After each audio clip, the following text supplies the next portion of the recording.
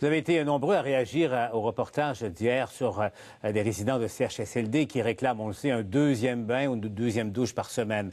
Harold, vous nous parlez aujourd'hui d'une solution qui pourrait, au fond, améliorer grandement la vie des résidents des CHSLD sans que ça coûte plus cher à l'État nécessairement.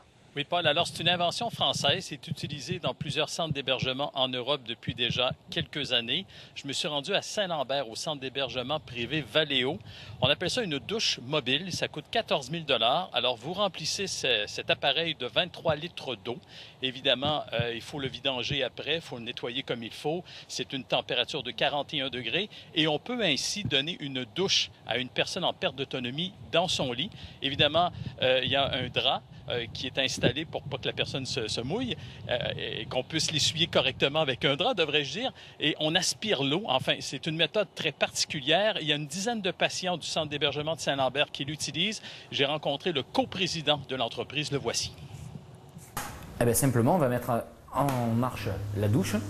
Et c'est une douche traditionnelle. Donc, on a un système qui va se mettre en place. Ça nous permet de gérer une douche. Donc, bien sûr, de la tête aux pieds, c'est-à-dire qu'on peut faire un shampoing et on va laver le patient et donner une toilette complète au patient. Et ce qui va être intéressant, et c'est la gestion qu'a la machine, c'est que vous avez un bac d'eau propre et un bac d'eau usée. Et du moment où on va mettre de l'eau sur la housse qui est complètement étanche, on va pouvoir l'aspirer.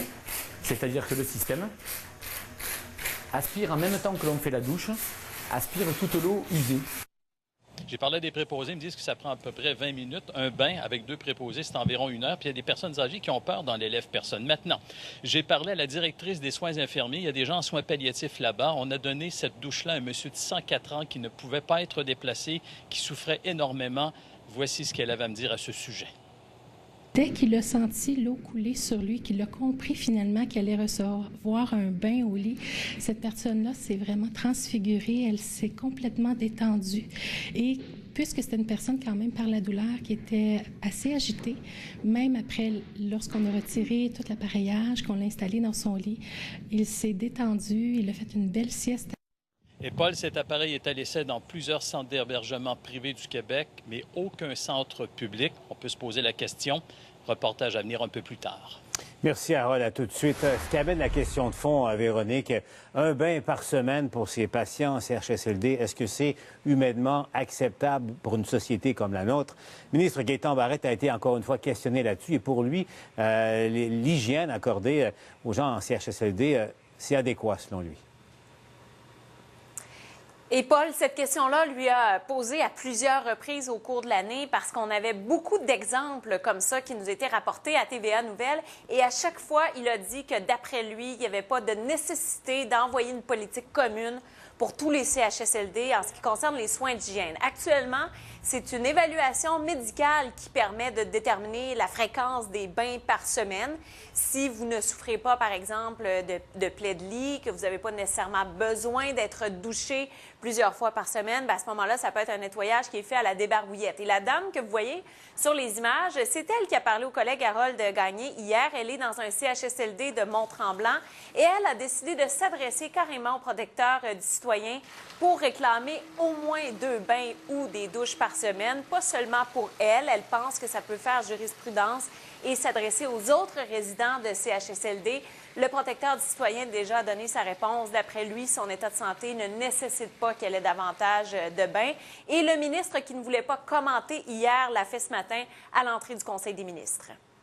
Les soins d'hygiène au Québec sont donnés de façon tout à fait correcte. Est-ce que les choses peuvent améliorer? Tout peut être amélioré, évidemment. J'en conviendrai toujours. Maintenant, ce qui est important pour moi, c'est que les soins d'hygiène soient donnés de façon adéquate. Je maintiens qu'ils le sont.